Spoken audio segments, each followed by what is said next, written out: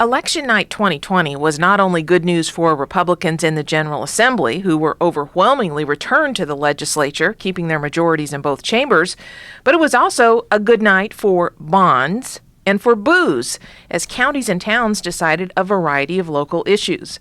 Joe Coletti is senior fellow with the John Locke Foundation. He's been following the local election results and joins us to talk about what voters decided to do and not to do on election night. Joe, welcome back. Glad to be here. Let's talk about trends first. What did we see across our state? Anything that really popped out at you as, hey, we're thinking this or we're not so hot on this idea? Yeah, Two things stood out. One, that voters were more than happy to have more things, whether that was alcohol available to them or whether that was projects paid for by bonds.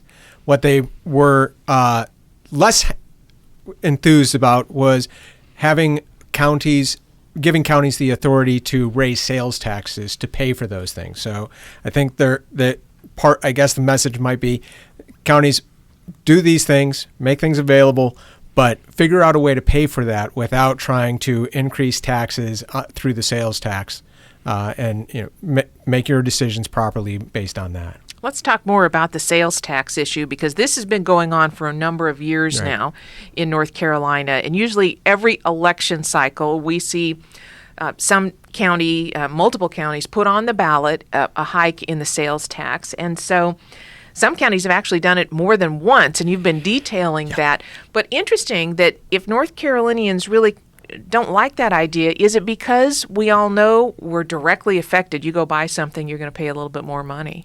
It's interesting that the big trend is that the more people who vote, the greater the turnout in an election, the worse the sales tax referendum do. Really?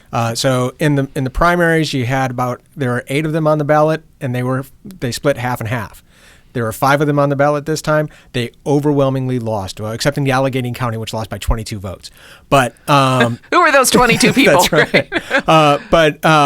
But the lesson from it is that what people have seen across the state is that the sales tax does not have a specific use, regardless of what county commissioners say, and they've seen it abused multiple times. We've spoken in the past about what happened in Buncombe County in Asheville, where the county commissioners said, we're going to use this money to pay for the community college, and instead they put the money into their general fund, and it took until the previous county manager was arrested and replaced that the interim county manager said, y'all don't have enough money anyway, even after you're doing all of these things. And so I think there's a lot of suspicion of what is going to be done with the sales and use tax revenues, in addition to the fact that, it's that's coming out of every purchase that you make.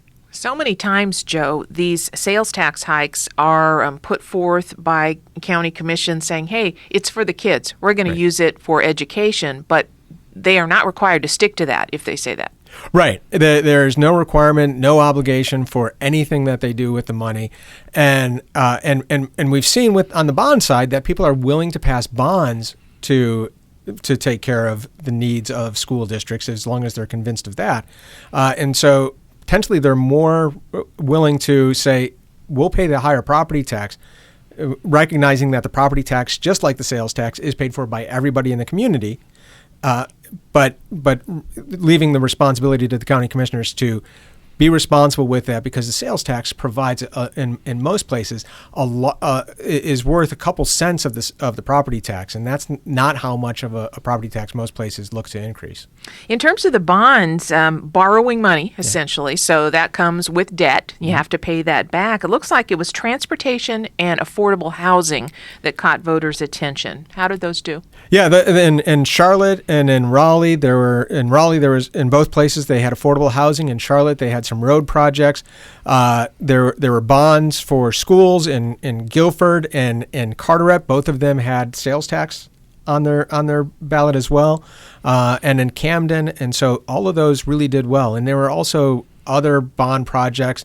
The only bond that failed was in Cape Carteret, where they were looking to build a trail. But there are some pool in Cullowhee, in Jackson County, some park facilities in other places. So voters overwhelmingly said, go ahead and build these things. And whether that was a COVID, we just want to be out and we want new things. Yes, I don't we know, want but more right, roads. Yeah. Yes, I want to get out on the road. Joe, obviously, if you borrow money, whether it's in your personal situation, borrow money to buy a house, you have to pay it back with interest. Same thing goes for bonds for infrastructure or housing. What about the long-term implications? Are these good deals for the communities? That is what the question remains, and what will happen when these bonds have to be paid.